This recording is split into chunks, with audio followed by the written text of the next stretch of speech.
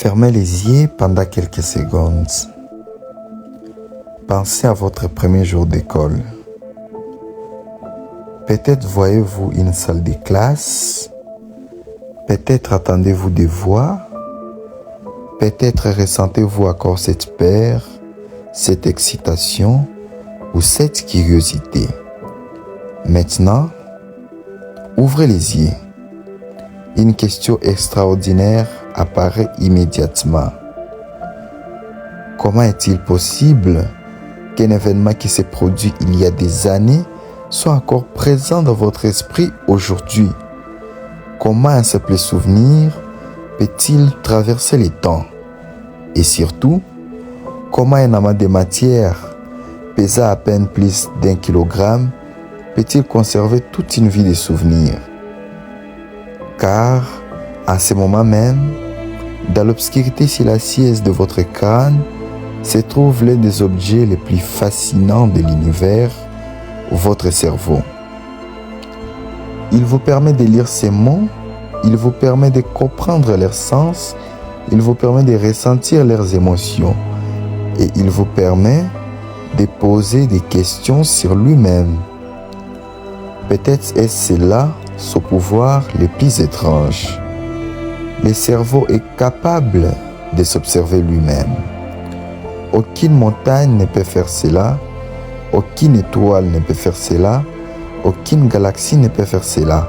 Mais vous, oui. Et cela soulève un mystère immense.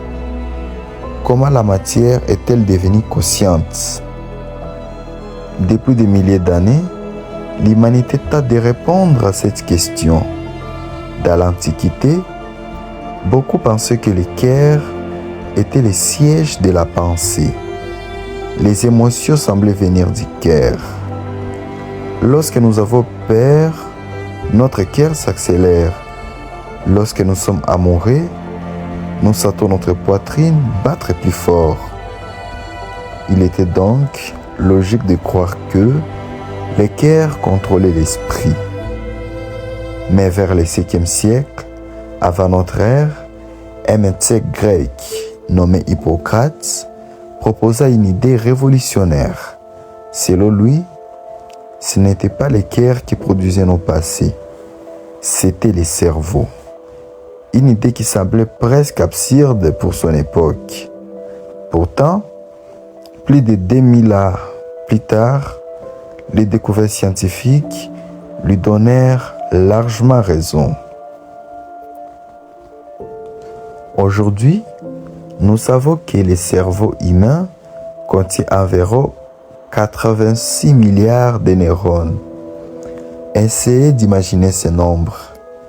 Si vous copiez une neurone chaque seconde sans jamais vous arrêter, ni dormir, ni manger, il vous faudrait des milliers d'années pour tous les compter. Et ce qui est encore plus incroyable, ce n'est pas le nombre de neurones, c'est leur connexion. Chaque neurone peut communiquer avec des milliers d'autres. Les résultats est un réseau d'une complexité presque inimaginable. Certaines estimations suggèrent que le nombre total de connexions dans le cerveau dépasse largement le nombre d'étoiles de notre galaxie. Oui, vous avez bien entendu, dans votre tête se trouve un réseau plus complexe que la Voie lactée. Mais alors, une question surgit immédiatement. Si le cerveau est si puissant, pourquoi oublions-nous? Pourquoi perdons-nous nos clés? Pourquoi oublions-nous parfois un prénom quelques secondes après l'avoir entendu? Pourquoi échouons-nous à retenir certaines informations malgré nos efforts? La réponse pourrait vous surprendre. Parce que le cerveau n'a jamais été conçu pour tout retenir, en réalité, oublier est l'une de ses fonctions les plus importantes. Imaginez un instant que vous soyez incapable d'oublier chaque conversation, chaque visage perçu dans la rue, chaque bruit attendu depuis votre naissance, chaque détail de chaque journée, votre esprit serait rapidement submergé. Le cerveau agit donc comme un immense bibliothécaire. Chaque seconde, il décide, ceci est important, ceci ne l'est pas, garde cette information, supprime celle-ci. Et la plupart du temps, il prend ses décisions sans que nous nous en rendions compte. Mais comment une information devait-elle un souvenir? Prenons un exemple simple. Imaginez que vous regardiez un coucher de soleil. La lumière voyage depuis l'horizon, elle atteint vos yeux. Votre rétine transforme cette lumière en signaux électriques. Ces signaux parcourent ensuite les réseaux du cerveau. À cet instant, différentes régions cérébrales commencent à collaborer. Certaines analysent les couleurs, d'autres les formes, d'autres encore les mouvements. Le cerveau ne voit pas le monde comme une caméra. Il construit activement la réalité à partir d'informations fragmentées. Autrement dit, ce que nous appelons voir est déjà une interprétation. Et cette idée est fascinante, car nous avons souvent l'impression que nos yeux montrent directement la réalité. En vérité, ils fournissent simplement des données. C'est le cerveau qui crée l'expérience visuelle. Attendez, cela signifie-t-il que ce que nous voyons n'est pas totalement la réalité? Excellente question. La réponse est nuancée. Le monde existe bel et bien autour de nous.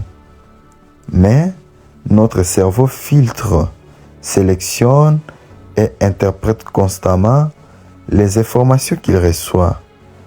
Nous ne percevons donc jamais le monde brut. Nous percevons une version construite par notre système nerveux. Imaginons une autre situation. Vous assistez à un événement ordinaire. Puis soudainement, quelque chose d'extraordinaire s'est produit. Un accident, une victoire inattendue, une rencontre qui change votre vie. Des années plus tard, vous vous souvenez encore de ces moments avec une précision étonnante. Pourquoi? Parce que les émotions jouent un rôle majeur dans la mémoire. Lorsque nous vivons une expérience émotionnellement forte, certaines régions cérébrales deviennent particulièrement actives. Elles envoient un message clair au cerveau. C'est si important, n'oublie pas cela. C'est pour cette raison que nous retenons souvent mieux les moments marquants que les journées ordinaires. Les émotions agissent comme un surligneur biologique. Elle indique au cerveau quel souvenir mérite une place spéciale dans notre mémoire. Et cela explique peut-être quelque chose que chacun de nous a déjà vécu. Vous avez probablement oublié ce que vous mangiez il y a plusieurs semaines, mais vous vous souvenez peut-être encore parfaitement d'une journée qui a changé votre existence. Un examen, une naissance, une rencontre, une perte, un succès. Parce que le cerveau ne mesure pas seulement les événements, il mesure aussi leur signification. Mais ce n'est que le début de notre voyage, car lorsque nous nous endormons, une autre aventure commence. Une aventure qui défie encore les scientifiques. Chaque nuit, notre cerveau crée des mondes, des histoires, des personnages, des émotions, parfois même des visages que nous ne reconnaissons pas. Pourquoi rêvons-nous? Pourquoi certaines personnes apparaissent-elles dans nos rêves alors que nous jurons ne jamais les avoir rencontrés. Les animaux rêvent-ils eux aussi? Et si les rêves étaient bien plus importants que nous ne l'imaginions? Dans la prochaine partie, nous allons pénétrer dans l'un des territoires les plus mystérieux de l'esprit humain, les mondes des rêves. Les royaumes des rêves. Chaque soir, un phénomène extraordinaire se produit. Partout sur Terre, dans les grandes villes illuminées, dans les villages les plus isolés, dans les déserts, dans les montagnes, dans les forêts, des milliards d'êtres vivants ferment les yeux, puis disparaissent momentanément du monde éveillé. Pendant des airs, leur corps semble immobile. Pourtant, à l'intérieur de leur cerveau, une activité intense commence. Un monde entier s'anime. Le monde des rêves. Depuis l'aube de l'humanité, les rêves fascinent. Ils ont inspiré des religions, des prophéties, des légendes, des œuvres d'art, des découvertes scientifiques. Certaines civilisations pensaient que le rêve était des messages dédiés. D'autres croyaient qu'ils étaient des voyages de l'âme. Aujourd'hui encore, malgré toute notre technologie, les rêves restent parmi les plus grands mystères du cerveau. Car une question demeure. Pourquoi rêvons-nous? Pour répondre à cette question, il faut d'abord comprendre ce qui se passe lorsque nous dormons. Contrairement à ce que l'on pourrait croire, dormir n'est pas simplement éteindre son cerveau. En réalité, le cerveau continue de travailler et parfois, certaines régions deviennent presque aussi actives que pendant l'éveil. Au cours de la nuit, nous traversons plusieurs cycles de sommeil. En moyenne, un cycle dure environ 90 minutes. Durant ces cycles, le cerveau alterne entre différentes phases. Certaines sont consacrées au repos physique, d'autres semblent jouer un rôle essentiel dans la mémoire. Et puis arrive une phase particulièrement étrange, le sommeil paradoxal. Son nom est révélateur. Le corps est profondément endormi. Le cerveau, lui, est extrêmement actif. Les yeux bougent rapidement sous les paupières. Le rythme cardiaque change. L'activité cérébrale s'intensifie. Et c'est durant cette période que surviennent la majorité de nos rêves les plus vivants. Pourquoi ne nous souvenons-nous pas de tous nos rêves? Excellente question. En réalité, nous rêvons beaucoup plus souvent que nous ne le pensons. Certaines études suggèrent qu'une personne peut rêver plusieurs fois chaque nuit. Mais lorsque nous nous réveillons, le cerveau efface rapidement une grande partie de ces expériences. C'est pourquoi nous avons souvent l'impression de ne pas avoir rêvé, alors qu'en réalité, nous avons simplement oublié. Mais pourquoi le cerveau crée-t-il ces histoires étranges? Pourquoi sommes-nous parfois poursuivis par quelque chose? Pourquoi volons-nous? Pourquoi racontons-nous des personnes disparues depuis longtemps? La vérité est que les scientifiques ne possèdent pas encore une réponse définitive. Cependant, plusieurs hypothèses existent.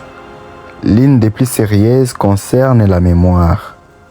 Durant la journée, notre cerveau reçoit une quantité gigantesque d'informations, des visages, des conversations, des odeurs, des émotions, des images, des sons, une véritable avalanche de données. Pendant le sommeil, Les cerveaux semblent trier ces informations. Certaines sont conservées, d'autres sont éliminées, comme un immense archiviste travailla durant la nuit. Les rêves pourraient être une conséquence de ces processus. Les cerveaux réorganiseraient les souvenirs tout en créant des scénarios étranges que nous expérimentons. Imaginez une immense bibliothèque. Chaque livre représente un souvenir. Chaque nuit, un bibliothécaire invisible replace les livres sur les bonnes étagères. Les rêves pourraient être les images fugitives que nous apercevons pendant ce travail. Est-ce que les rêves ont toujours une signification cachée? Pas nécessairement. Certaines théories anciennes affirment que rêver, certaines théories anciennes affirmaient que chaque rêve possédait un message symbolique précis. La science moderne est plus prudente.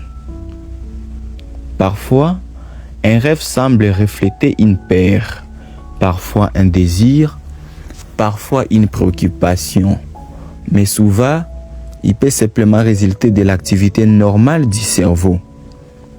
Tous les rêves ne sont pas des énigmes à résoudre. Et maintenant, abordons l'une des questions les plus troublantes. Pourquoi rêvons-nous parfois des personnes que nous n'avons jamais vues? Vous avez peut-être déjà vécu cette situation. Dans notre rêve apparaît un homme ou une femme totalement inconnu. Son visage semble réel, sa voix semble réelle, sa présence semble réelle. Pourtant, au réveil, vous êtes certain de ne jamais avoir rencontré cette personne.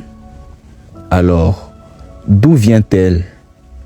Les cerveaux créent-ils réellement de nouveaux visages? Les recherches suggèrent que la réponse est probablement non. Notre cerveau est une incroyable machine d'observation. Chaque jour, nous croisons des centaines de visages dans la rue, dans les transports, à la télévision, sur Internet, dans les magasins. La plupart de ces visages sont oubliés consciemment, mais certains fragments restent enregistrés. Lorsque nous rêvons, les cerveaux mélangent parfois ces fragments. Ils combinent des éléments provenant de nombreuses personnes différentes. Le résultat est un individu qui paraît totalement nouveau, alors qu'il est en réalité une mosaïque de souvenirs. C'est un peu comme si votre cerveau devenait un artiste utilisant des milliers de pièces invisibles pour créer un nouveau portrait. Mais voici quelque chose d'encore plus fascinant. Les humains ne sont probablement pas les seuls à rêver. Pendant longtemps, nous pensions que les rêves étaient un privilège exclusivement humain. Puis les scientifiques ont commencé à observer les animaux et les résultats furent surprenants. Des chiens endormis remuaient parfois les pattes comme s'ils couraient.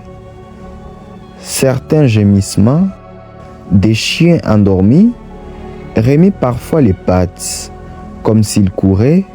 Certains gémissent, d'autres aboient doucement. Les chats montrent également des comportements similaires.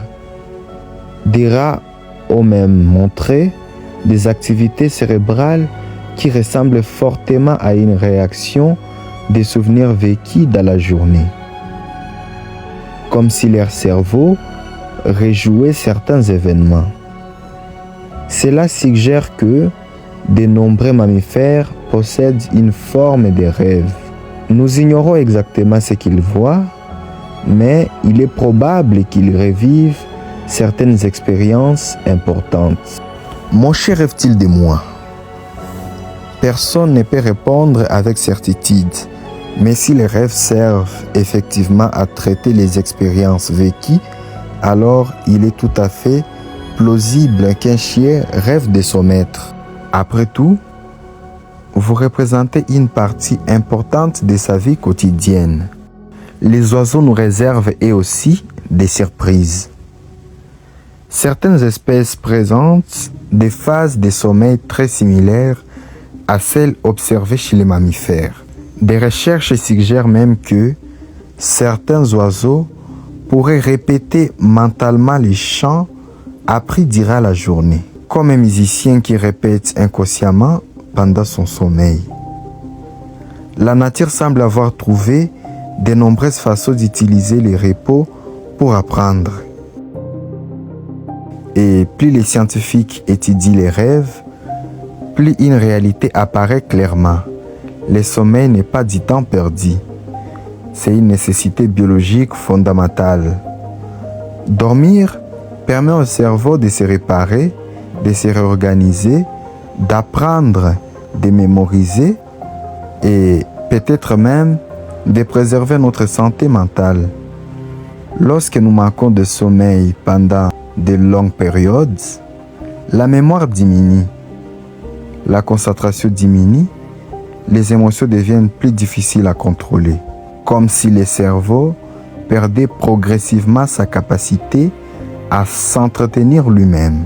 Chaque nuit, pendant que nous croyons simplement dormir, notre cerveau accomplit donc un travail colossal. Il nettoie, il trie, il répare, il apprend.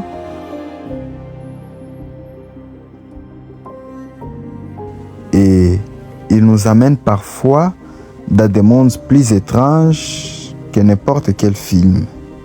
Mais les rêves ne représentent qu'une partie de l'histoire, car au réveil, une autre capacité extraordinaire entre âgés, la mémoire.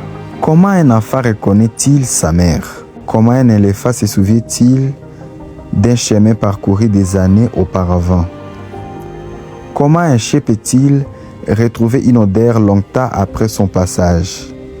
Et comment certaines créatures minuscules possèdent-elles, elles aussi, des formes étonnantes de mémoire? Pour répondre à ces questions, nous devons explorer les mécanismes les plus précieux du cerveau, la capacité de se souvenir. La mémoire, la machine à voyager dans le temps. Imaginez un instant que toute votre mémoire disparaisse, pas seulement quelques souvenirs, tout. Votre nom, votre âge, votre famille, vos amis, les lieux que vous avez visités, les choses que vous avez apprises, même votre propre histoire. Qui seriez-vous? Cette question peut sembler étrange, mais elle révèle quelque chose de fondamental. Nous avons souvent l'impression que notre identité est quelque chose de solide et de permanent. Pourtant, une grande partie de ce que nous appelons moi est en réalité construite à partir des souvenirs. Vos souvenirs racontent qui vous êtes. Ils racontent d'où vous venez. Ils racontent ce que vous aimez, ce que vous craignez, ce que vous espérez. Sa mémoire, notre identité, commencerait à se dissoudre. La mémoire n'est donc pas simplement un outil, elle est l'une des fondations de notre existence. Mais comment un souvenir naît-il? Revenons à une expérience simple. Vous rencontrez quelqu'un pour la première fois. Vous voyez son visage, vous entendez sa voix, vous apprenez son prénom. À ce moment précis, des milliards de neurones commencent à travailler. Des connexions se renforcent, des signaux électriques circulent, des réactions chimiques se produisent et peu à peu, une trace est créée. Cette trace n'est pas un fichier comme dans un ordinateur, n'est pas un dossier soigneusement rangé dans une case. Le cerveau fonctionne autrement. Chaque souvenir est distribué dans plusieurs régions différentes. La couleur d'un souvenir peut être stockée dans une zone, les sons dans une autre, l'émotion dans une troisième. Le cerveau reconstitue ensuite l'ensemble lorsque nous nous rappelons de l'événement. En quelque sorte, chaque souvenir est une immense collaboration. Où sont stockés mes souvenirs exactement? La réponse est étonnante. Ils ne sont pas rangés dans un seul endroit. Le cerveau fonctionne davantage comme un réseau que comme une bibliothèque classique. Différentes parties collaborent pour reconstruire chaque souvenir. Lorsque vous vous souvenez d'un anniversaire d'enfance, plusieurs régions s'activent simultanément. Le souvenir est recréé, rejoué à partir de nombreux acteurs. Parmi toutes les structures cérébrales, une joue un rôle particulièrement important. Une petite région à forme d'hippocampe marin, l'hippocampe, cette structure agit un peu comme un centre de tri. Elle aide à transformer les expériences récentes en souvenirs durables. Lorsque cette région est gravement endommagée, de nouvelles mémoires peuvent devenir extrêmement difficiles à former. Certaines personnes touchées peuvent encore se rappeler de leur enfance, mais elles peinent à enregistrer de nouveaux événements. Chaque journée semble alors recommencer presque à zéro. Cela montre à quel point la mémoire dépend d'une mécanique biologique extrêmement précise. Mais voici quelque chose de surprenant. Nos souvenirs ne sont pas des enregistrements parfaits. Contrairement à une caméra vidéo, le cerveau ne capture pas exactement la réalité. Il reconstruit, il interprète, il complète les informations manquantes et parfois il se trompe. Attendez, vous voulez dire que certains souvenirs peuvent être faux? Oui, et c'est l'une des découvertes les plus fascinantes de la psychologie moderne. Des expériences ont montré qu'il est possible de planter de faux souvenirs chez certaines personnes. Pas parce qu'elles mentent, mais parce que leur cerveau reconstruit le passé à partir d'indices imparfaits. Cela signifie que des personnes assistant au même événement peuvent en garder des souvenirs différents. Leur cerveau a reconstruit l'expérience de manière différente. Cela ne veut pas dire que la mémoire est inutile. Au contraire, elle est incroyablement efficace, mais elle n'est pas parfaite. Elle ressemble davantage à un peintre qu'à une caméra. Et pourtant, malgré ses imperfections, la mémoire accomplit des choses extraordinaires. Certaines personnes peuvent mémoriser des milliers de chiffres, d'autres retiennent des cartes entières, d'autres encore se souviennent presque de chaque jour de leur vie. Mais, même chez les personnes ordinaires, la mémoire peut être impressionnante. Vous pouvez reconnaître instantanément le visage d'un ami après plusieurs années. Vous pouvez identifier la voix d'un proche parmi des centaines d'autres. Vous pouvez retrouver une chanson attendue durant votre enfance. Le cerveau accomplit ses exploits sans effort apparent. Cependant, lorsqu'il s'agit de mémoire, certains animaux semblent posséder une capacité presque surnaturelle. Prenons l'exemple des éléphants.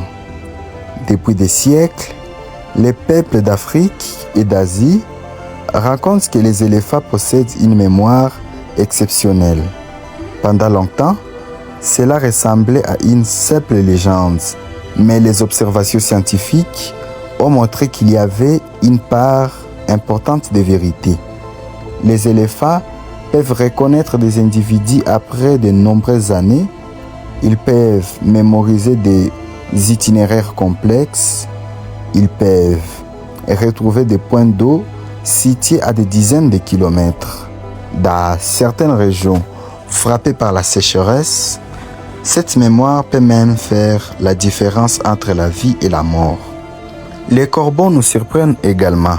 Ces oiseaux sont capables de reconnaître des visages humains et, plus incroyable encore, ils peuvent parfois conserver certaines informations pendant plusieurs années. Imaginez cela, un animal volant capable de se souvenir d'un visage humain longtemps après l'avoir rencontré. La nature cache des formes d'intelligence bien plus variées que nous ne l'imaginons. Puis viennent les champions incontestés de la mémoire olfactive, les chiens. Depuis des milliers d'années, ils vivent à nos côtés. Ils gardent nos maisons, nous accompagnent, participent au sauvetage, détectent certaines maladies, retrouvent des personnes disparues. Mais comment font-ils? Comment un chien peut-il suivre une odeur longtemps après le passage d'une personne? Comment leur odorat semble-t-il presque magique? Pour répondre à cette question, il faut comprendre une différence fondamentale entre leur monde et le nôtre. Nous les humains vivons particulièrement dans un univers visuel. Nous regardons, nous observons, nous lisons, nous reconnaissons les formes. Les chiens, lui, vit dans un univers d'odeur. Là où nous voyons une rue, lui perçoit un immense paysage chimique. Là où nous voyons simplement une personne, lui détecte une quantité incroyable d'informations invisibles. Son cerveau analyse les odeurs avec une précision stupéfiante. Une simple odeur peut lui relever l'identité d'un individu, son état émotionnel, sa direction et parfois même certaines informations biologiques. Pour un chien, une odeur est presque l'équivalent d'une photographie extrêmement détaillée. Alors, les chiens se souviennent-ils des odeurs comme nous nous souvenons des visages? D'une certaine manière, oui. Leur cerveau est spécialement adapté pour stocker et analyser ces informations olfactives. C'est pourquoi certains chiens peuvent reconnaître une personne après une très longue séparation. Même lorsque l'apparence physique a changé, même lorsque le temps a passé, l'odeur reste une signature extrêmement puissante. Mais les chiens ne sont pas les seuls à posséder des capacités étonnantes. Les abeilles mémorisent les emplacements de fleurs. Les saumons retrouvent leurs rivières natales après des années passées dans l'océan. Les pigeons voyageurs parcourent parfois des centaines de kilomètres pour rentrer chez eux. Pourtant, dans le règne animal, la mémoire prend des formes extraordinaires. Et cela nous rappelle une chose essentielle. La mémoire n'est pas une invention humaine.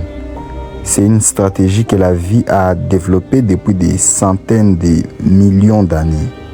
Mais malgré toutes ces découvertes, un mystère demeure. Pourquoi certains souvenirs restent-ils gravés à jamais? Pourquoi certains moments changent-ils notre existence? Pourquoi l'émotion semble-t-elle posséder un pouvoir aussi immense sur notre mémoire? Pour répondre à cette question, nous devons explorer la relation fascinante entre les souvenirs et les émotions. Car parfois, ce ne sont pas les événements eux-mêmes que nous retenons, ce sont les sentiments qu'ils ont laissés derrière eux. Les émotions, les gardiennes de nos souvenirs. Fermez les yeux un instant. Essayez de vous souvenir des moments qui ont profondément marqué votre vie. Peut-être le jour où vous avez reçu une excellente nouvelle, peut-être une victoire que vous attendiez depuis longtemps, peut-être votre premier amour, ou peut-être un moment plus douloureux, une séparation, une perte, une déception. Maintenant, remarquez quelque chose. Vous ne vous souvenez pas seulement des faits, vous vous souvenez aussi de ce que vous avez ressenti. La joie, la peur, l'excitation, la tristesse. Comme si l'émotion était gravée avec les souvenirs lui-même. Et c'est exactement ce qui se passe. Car dans le cerveau, les souvenirs et les émotions sont intimement liés. Ils voyagent souvent ensemble. Ils se renforcent mutuellement et parfois, Ils deviennent presque impossibles à séparer. Imaginez des journées ordinaires. Lors de la première, il ne se passe rien de particulier. Vous mangez, vous marchez, vous discutez, vous rentrez chez vous. Lors de la seconde, un événement exceptionnel survient. Vous gagnez un concours, vous échappez à un danger, vous rencontrez quelqu'un qui changera votre vie. Des années plus tard, laquelle de ces deux journées aurez-vous le plus de chances de vous rappeler? La réponse semble évidente. Mais pourquoi? Pourquoi le cerveau accorde-t-il autant d'importance aux émotions? La réponse remonte très loin dans notre histoire évolutive. Pendant des millions d'années, nos ancêtres vivaient dans un environnement rempli de dangers, prédateurs, maladies, accidents, conflits. Pour survivre, les cerveaux devaient apprendre rapidement et surtout, ils devaient retenir des événements importants. Si une plante rendait malade, il fallait s'en souvenir. Si un animal représentait une menace, il fallait s'en souvenir. Si un lieu contenait de la nourriture, il fallait s'en souvenir. Les émotions sont devenues un système de priorité. Elles disent au cerveau, attention, ceci est important, ne l'oublie pas. Au cœur de ces mécanismes se trouve une petite structure cérébrale appelée l'amygdale. Malgré son nom, elle n'a rien à voir avec les amygdales de la gorge. L'amygdale cérébrale joue un rôle essentiel dans le traitement des émotions, particulièrement la peur. Lorsque quelque chose nous effraie, elle s'active presque instantanément. Elle prépare le corps à réagir. Le cœur accélère, la respiration change, les muscles s'étendent et en même temps, elle aide le cerveau à mémoriser l'événement. C'est pourquoi nous retenons souvent très bien les expériences chargées d'émotions. Est-ce pour cela que je me souviens encore d'un événement embarrassant datant de plusieurs années? Oui, parce que votre cerveau ne mesure pas seulement ce qui s'est passé. Il mesure aussi l'intensité émotionnelle de ce qui s'est passé. Même un événement qui paraît insignifiant aujourd'hui pouvait sembler extrêmement important au moment où il s'est produit. Et le cerveau l'a enregistré en conséquence. Mais les émotions ne concernent pas seulement la peur. La joie fonctionne aussi, l'émerveillement aussi, l'amour aussi. C'est pourquoi certaines personnes se souviennent précisément de leur premier baiser, de la naissance de leur enfant, d'une remise de diplôme ou de voyages inoubliables. L'émotion agit comme un projecteur. Elle éclaire certains moments plus forts que d'autres. Et cela nous amène à un phénomène étonnant. Les souvenirs déclenchés par les odeurs. Peut-être avez-vous déjà vécu cette expérience. Vous marchez quelque part, puis soudain, une odeur, un parfum, une fleur, un plat. Et immédiatement, un souvenir ancien revient avec une force incroyable, parfois même plus intense qu'une image. Pourquoi? Parce que les régions cérébrales impliquées dans l'odorat sont étroitement connectées aux régions liées aux émotions et à la mémoire. Autrement dit, les odeurs disposent d'un accès privilégié à nos souvenirs. C'est l'une des raisons pour lesquelles certaines odeurs semblent capables de nous faire voyager dans le temps. Pourquoi une chanson peut-elle produire les mêmes effets? Excellente question. La musique active simultanément de nombreuses régions du cerveau. Elle peut être associée à des souvenirs, des émotions, des lieux et des personnes. Lorsque vous réentendez une chanson liée à une période importante de votre vie, le cerveau réactive parfois tous les contextes émotionnels associés. Ce n'est pas seulement la chanson qui revient, c'est une partie de votre passé. Et puisque nous parlons du passé, une autre question surgit. Pourquoi ne nous souvenons-nous presque de rien lorsque nous étions bébés? Après tout, nous avons vécu pendant des années avant d'entrer à l'école. Où sont passés ces souvenirs? Pourquoi avons-nous oublié nos premières années? Ces phénomènes portent un nom, l'amnésie infantile. La plupart des adultes ne possèdent que très peu de souvenirs avant l'âge de 3 ans ou 4 ans. Certains n'en ont aucun, pourtant les bébés apprennent énormément. Ils reconnaissent leurs parents, ils apprennent leur langue, ils découvrent le monde. Alors, pourquoi ces souvenirs disparaissent-ils? Les scientifiques pensent que plusieurs facteurs entrent en jeu. Le cerveau est encore en développement. Les systèmes de mémoire ne sont pas encore totalement matures. Et surtout, les bébés ne possèdent pas encore de langage nécessaire pour organiser leur expérience comme les adultes. Les souvenirs existent, mais ils ne sont pas stockés de la même manière. Imaginez un ordinateur en cours d'installation. Les composants fonctionnent, mais le système n'est pas encore complètement opérationnel. Le cerveau du jeune enfant ressemble un peu à cela. Il apprend à une vitesse incroyable, mais les mécanismes qui permettent de conserver des souvenirs autobiographiques durables sont encore en construction. Maintenant, abordons un sujet plus délicat, les traumatismes. Certaines expériences, ceci étant ce qu'elles peuvent laisser une empreinte profonde dans le cerveau. Une catastrophe, une guerre, une agression, un accident. Le cerveau peut alors enregistrer certains détails avec une précision exceptionnelle, parfois même trop bien. Ces souvenirs peuvent revenir involontairement des années plus tard, déclenchés par un bruit, une odeur, une image. Cela montre à quel point notre mémoire émotionnelle est puissante. Mais cela rappelle aussi qu'elle peut parfois devenir une source de souffrance. Heureusement, le cerveau possède également une capacité remarquable, la résilience, la capacité de s'adapter, de guérir, de reconstruire, même après des expériences extrêmement difficiles. Et malgré toutes les différences entre les êtres humains, une chose nous unit. Nous sommes tous façonnés par nos souvenirs émotionnels. Chaque rire, chaque échec, chaque succès, chaque rencontre, chaque peur, chaque espoir. Tous ces moments ont contribué à construire la personne que vous êtes aujourd'hui. Votre cerveau est bien plus qu'un organe.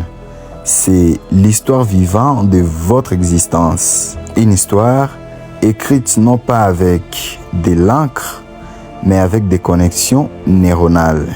Pourtant, malgré tout ce que nous avons appris sur la mémoire, les émotions et les rêves, une question demeure, une question immense, peut-être la plus grande de toutes. Comment toute cette activité électrique et chimique produit-elle quelque chose d'aussi étrange que la conscience?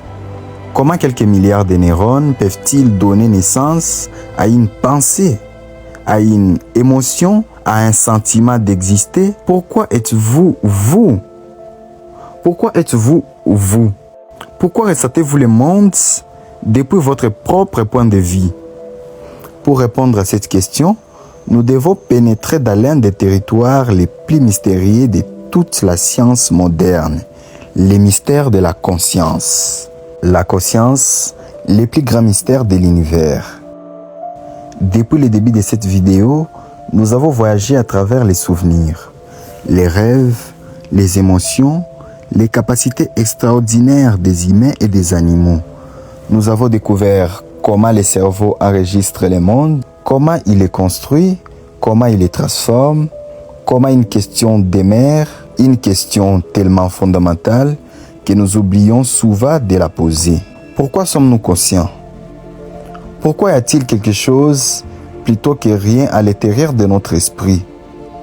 Pourquoi ne sommes-nous pas simplement des machines biologiques exécutant des programmes sans rien ressentir? Pourquoi existe-t-il une expérience intérieure?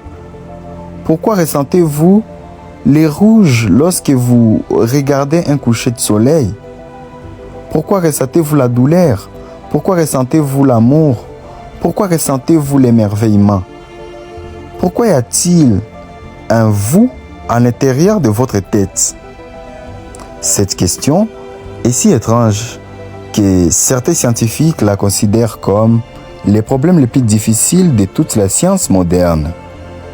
Pas la fusion nucléaire, pas les trous noirs, pas même l'origine de l'univers, la conscience. Car nous savons observer les neurones, nous savons mesurer l'activité électrique du cerveau, nous savons cataloguer certaines régions cérébrales, mais nous ne savons toujours pas exactement comment la matière produit une expérience subjective. Comment quelques cellules biologiques deviennent-elles capables de ressentir quelque chose? Imaginez un instant que vous soyez un scientifique observant un cerveau. Vous pouvez voir les neurones s'activer, les signaux circuler, les régions cérébrales communiquer. Mais, même si vous observez chaque neurone individuellement, une question restreint. Où se trouve la sensation du rouge? Où se trouve la sensation de tristesse? Où se trouve la sensation d'être soi-même? Vous pourrez observer toute l'activité physique du cerveau sans jamais voir directement l'expérience vécue. C'est ce qui rend la science si mystérieuse. Est-ce que la conscience est simplement une illusion?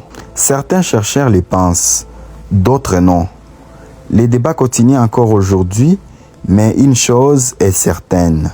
Même si la conscience était une illusion, il faudrait encore expliquer qui expérimente cette illusion et c'est là que le mystère réapparaît.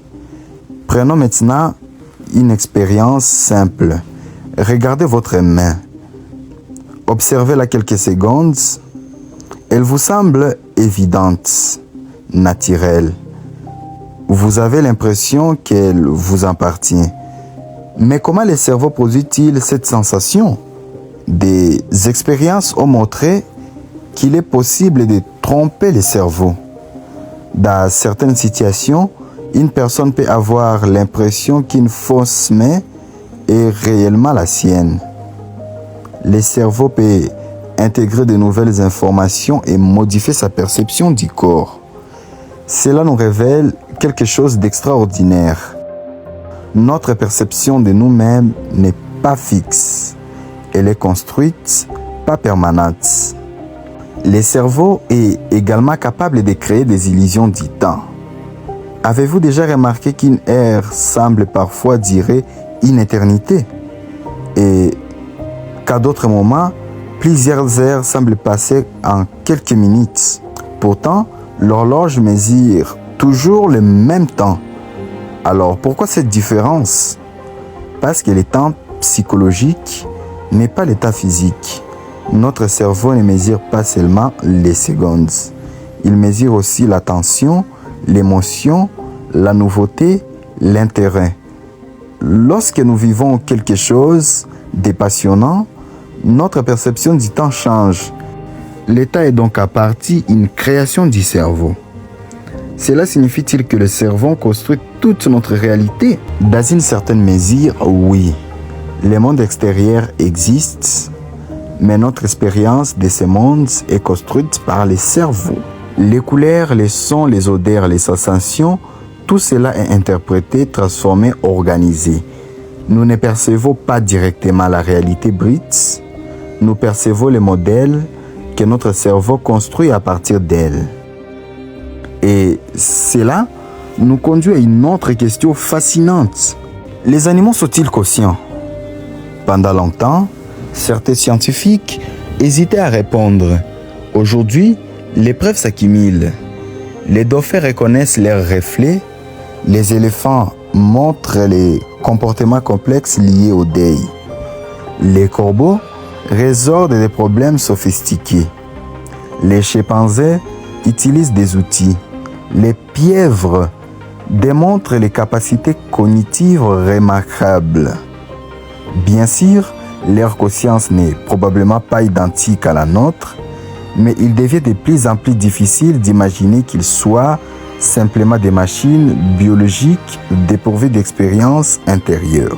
Cela signifie que la conscience pourrait être bien plus répandue dans les mondes vivants que nous ne l'avons longtemps cru. Peut-être qu'un chien ressent le monde d'une manière que nous ne pouvons même pas imaginer. Peut-être qu'un dauphin possède une expérience totalement différente de la réalité. Peut-être qu'un oiseau voit un univers sensoriel inaccessible à nos sens. Chaque espèce pourrait vivre dans son propre monde objectif, un monde invisible pour les autres. Et maintenant, arrive une question très moderne. Les machines pourraient-elles devenir conscientes? Les intelligences artificielles pourraient-elles un jour ressentir quelque chose? Aujourd'hui, personne ne connaît la réponse. Les systèmes d'intelligence artificielle peuvent analyser, calculer, reconnaître des modèles, produire du langage. Nous n'en avons aucune preuve. Et cela nous ramène encore une fois au même mystère. Nous savons détecter l'intelligence, mais détecter la conscience est beaucoup plus difficile. Comment savoir si quelqu'un est conscient? En réalité, nous ne pouvons jamais en être absolument certains. Nous supposons que les autres humains sont conscients parce qu'ils nous ressemblent, parce qu'ils parlent, parce qu'ils ressentent des émotions, parce qu'ils décrivent leurs expériences. Mais nous ne pouvons jamais entrer directement dans leur esprit. Nous pouvons seulement l'inférer. Cela vaut pour les animaux et cela vaudrait également pour une éventuelle intelligence artificielle consciente. Plus les sciences explorent les cerveaux, plus ils découvrent quelque chose d'étonnant. Chaque réponse apporte de nouvelles questions. Chaque découverte relève de nouveaux mystères. Nous savons aujourd'hui davantage des choses sur les cerveaux que toutes les générations précédentes réunies. Et pourtant, nous sommes encore loin de tout comprendre. Peut-être qu'en ce moment même, quelque part sur Terre, un enfant regarde les étoiles et se pose des questions. Peut-être qu'un étudiant lit un livre de neurosciences, peut-être qu'un chercheur travaille dans un laboratoire. Peut-être qu'une découverte capable de transformer notre compréhension de la science est en train d'être préparée. Nous ne le savons pas, mais l'histoire de la science nous enseigne une chose. Les plus grands mystères finissent souvent par révéler leurs secrets. Et nous voici arrivés à la fin de notre voyage. Nous avons exploré les rêves, les souvenirs, les émotions, les animaux, la mémoire, la conscience. Nous avons découvert que le cerveau n'est pas simplement un organe, c'est le centre de notre expérience du monde. C'est lui qui transforme la lumière en image, les vibrations de l'air en musique, les événements en souvenirs, les émotions en histoire personnelle. Et pourtant, malgré toute sa puissance, il demeure à grande partie mystérieux. Il est l'objet le plus complexe que nous connaissons dans l'univers.